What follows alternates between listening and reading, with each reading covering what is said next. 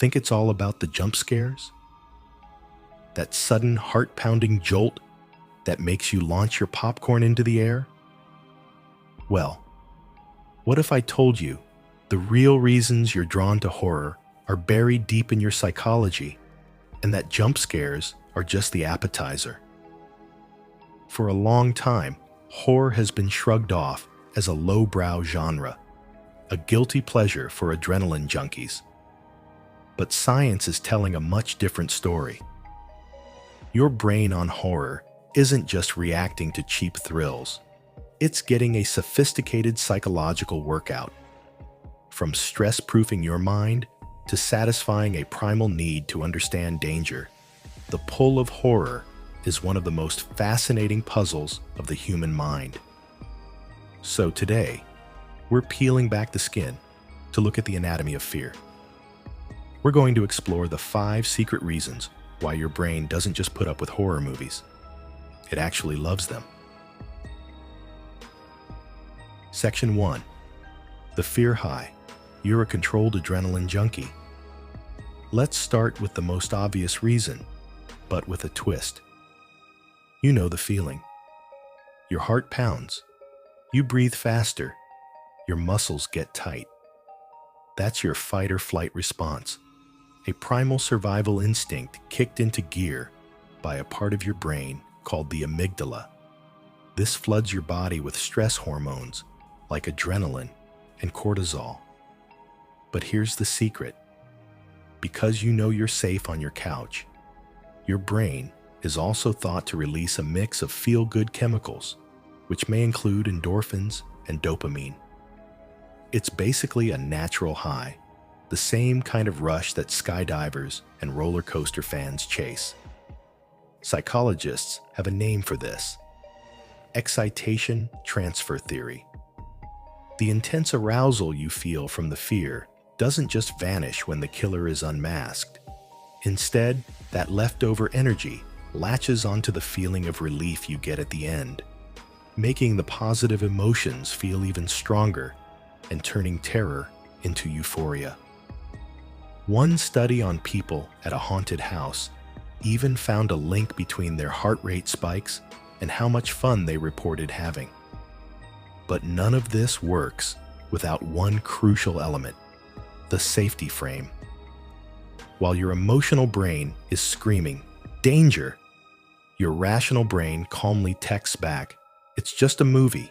You're fine." This awareness of safety is what lets you relabel the experience from genuine terror to exciting fun. You get all the thrills of a life or death situation with none of the actual risk. Section 2. The emotional purge. Horror as a form of release. Now that we get the chemical rush, let's go deeper. What if that rush wasn't just for fun, but actually served a purpose? This brings us to our second reason. Horror can provide a powerful emotional release. Life is full of stress and anxiety that we're taught to bottle up. An old idea called catharsis theory suggested that horror acts as a release valve for these feelings. While modern psychology has shifted away from the simple idea of venting emotions, the core concept of release holds up in a different way. A horror movie gives you a safe, focused outlet for tension. You can scream, gasp, and let your heart race in response to a fictional threat, which allows you to experience and process those feelings without any real-world consequences.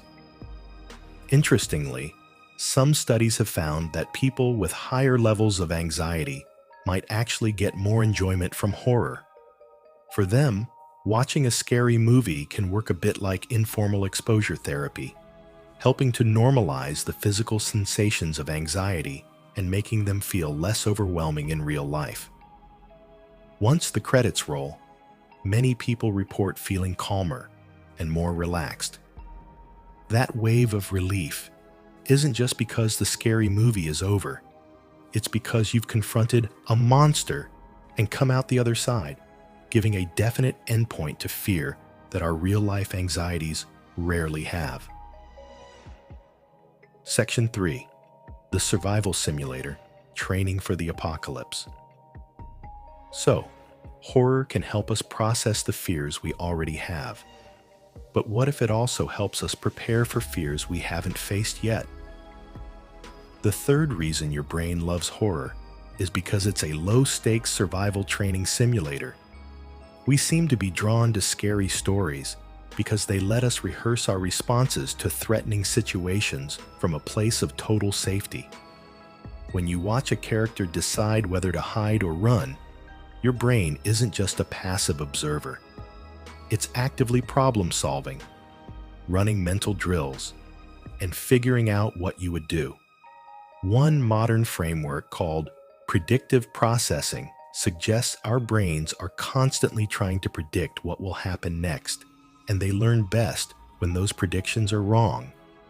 Something horror movies are exceptionally good at creating. And there's some fascinating evidence for this.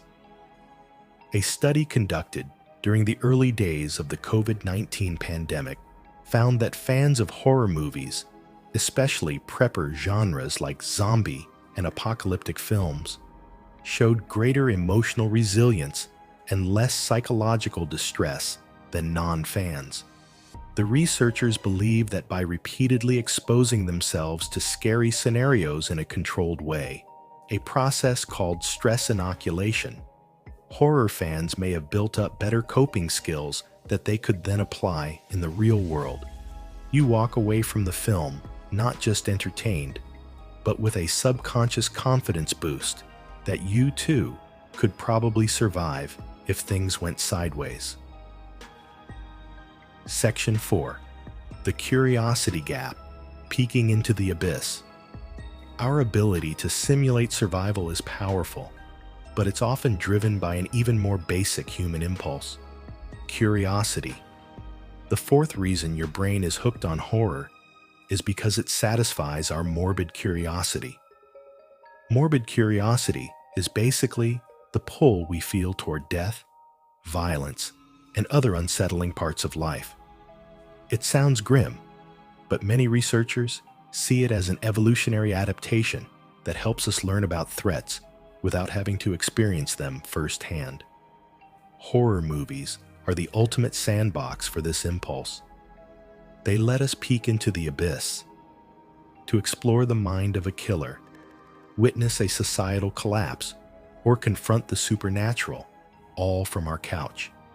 It taps into our deep-seated need to understand the very things that scare us.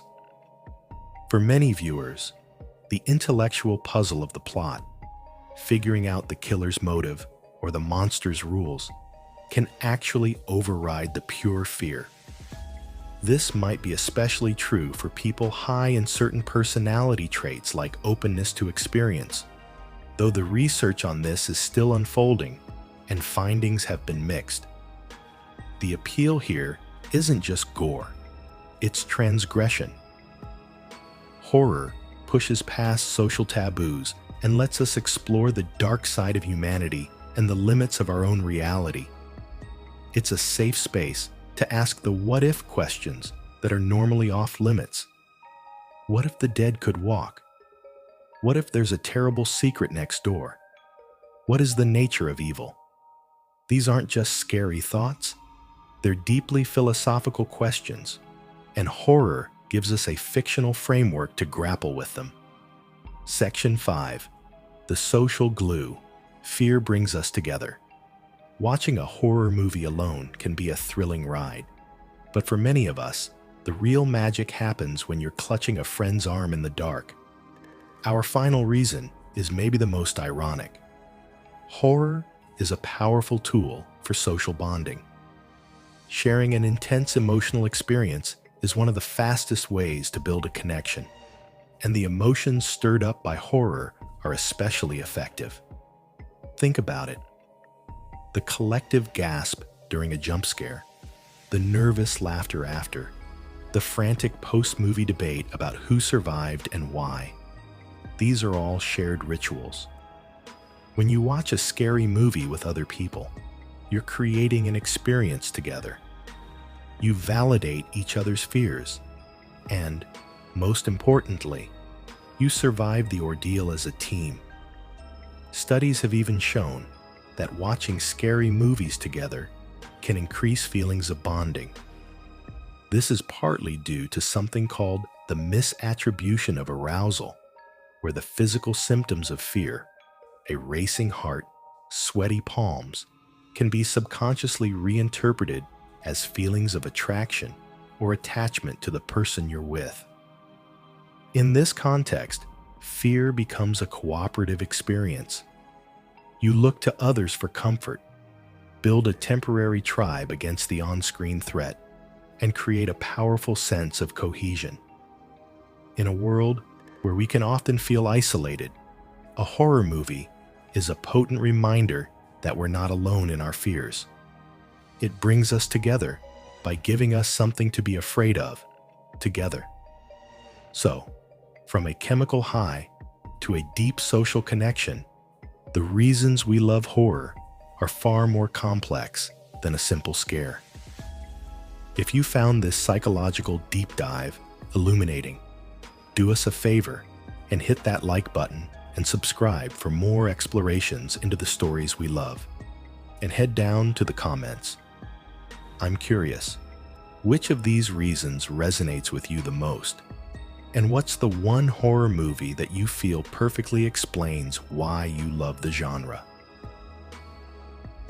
Conclusion: the next time you find yourself hiding behind a pillow, remember what's really going on.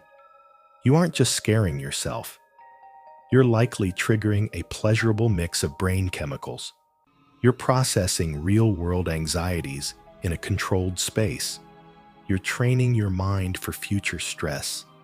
You're feeding an ancient curiosity about the dangers of the world. And you might even be strengthening your bonds with the people around you. The love for horror isn't a flaw. It's a feature of our complex psychology. It's a testament to our brain's ability to find pleasure in paradox and growth in fear. Now, a word of caution. These benefits are mainly seen in adults.